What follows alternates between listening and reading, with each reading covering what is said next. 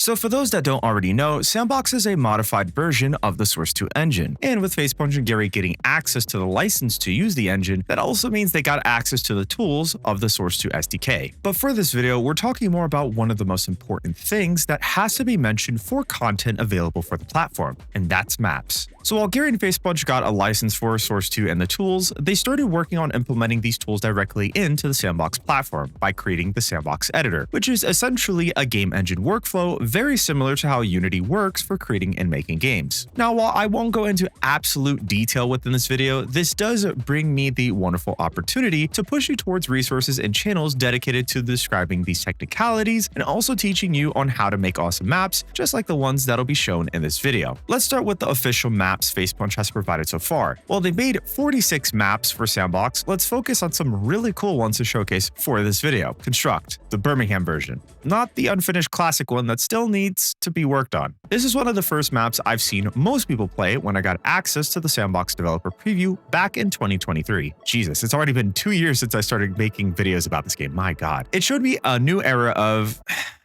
I'm sorry, but I have to say this for the sake of context, what a next-gen version of Gary's mod would look like. Obviously, we know that Sandbox strays very far away from that, expanding outside of just only being a sandbox mode and becoming more of a platform and game engine hybrid, but I loved seeing this new, almost bleak and very British take on a new construct map that may or may not be removed down the line through development of the game, and also see how Source 2 graphically holds up, as this would be the one other Source 2 game outside of Half-Life Alyx at the time that I played and experienced. While it's taken some design language in terms of big open playable spaces, a black and white room, and more, it shows more of the detail that you can get into creating maps. The new flat grass I covered is another interesting look at what would be a new era or next-gen version of the map. While it looks totally different in terms of aesthetically a more detailed version of the map compared to the classic, it also again shows more of the design language that it was trying to go for, a more realistic showcase of how far you can go into detail with a map even as simple as flatgrass is. Again, going back to the classic construct map, or rather the Gmod construct map for simplicity, this map still needs a lot of love in TLC, and while it'll probably either get finished or scrapped is yet to be seen. Moving on to another map that I was recently informed about is called Depot. Depot is a map that is specifically created for Facepunch's deathmatch game. Long ago, I remember seeing this map in its blocked out version, which has completely changed visually as the layout is now finalized and completed. Now do bear with me as we take a look at this map through the deathmatch gameplay.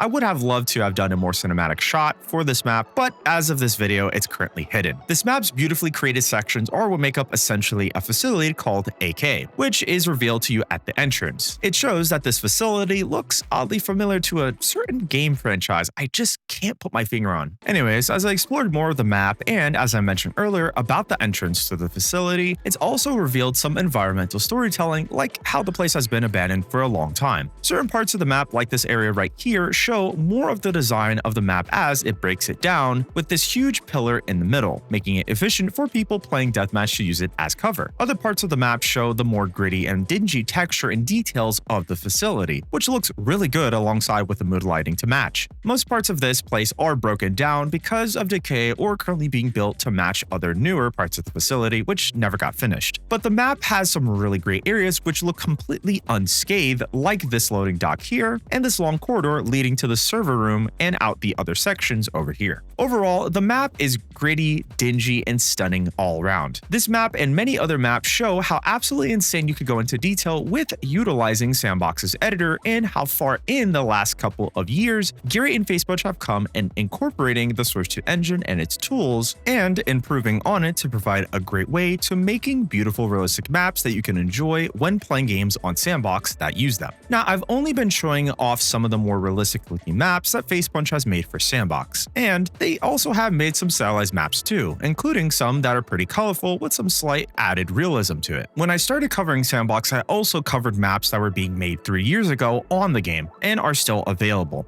including probably one of the best maps I've seen using the Sandbox editor at the time, which was Eagle One's Ophelia facility. Again, I'd highly recommend checking out their YouTube channel as they're the best resource you can use for figuring out how to use Hammer for Sandbox and, well, CS2. I'm sure there's a lot of you that are very interested in seeing which maps get ported to Sandbox or remade again for the platform, as am I. But for now, the amount of maps available for people to use in their games or to play on is quite a bit, and I'm excited to see more maps come in the near future after after Sandbox's official release. But if you enjoy Sandbox and want to know more, check out this video right here. And thank you so much for watching.